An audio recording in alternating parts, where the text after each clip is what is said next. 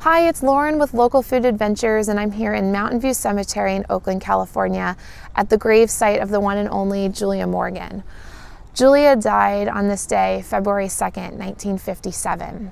And last month, I had posted on our Facebook and Instagram pages a little bit about her on her birthday, January 20th. But I thought on this day I would share a little bit more about this amazing woman and share with you why we talk about her so much on so many of our food tours, including our Oakland Sweet Spirits and the Beyond tour, which we take you through here at Mountain View Cemetery, but also the Chapel of the Chimes Columbarium, which Julia Morgan designed and helped build in the 1920s. Now, if you think about it, Julia Morgan, for a woman of the turn of the century, is utterly amazing.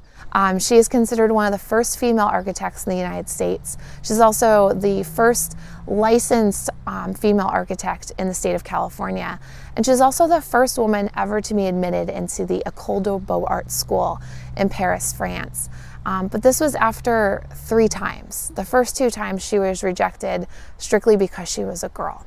But because of her intellect, her talent, and her persistence, she got in, and she was able to make a name for herself.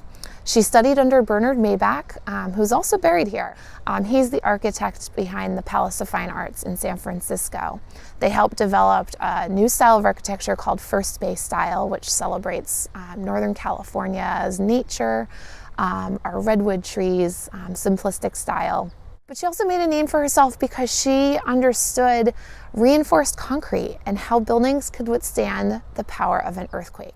She helped rebuild the Fairmont Hotel after the devastating 1906 earthquake. She developed over 700 projects within the state of California, including her masterpiece, Hearst Castle in San Simeon.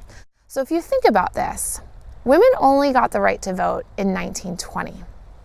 She's making a name for herself a little bit before that. And just when we get the right to vote, the most powerful and influential man of his time hires her, a girl, to build his Xanadu. It's truly amazing.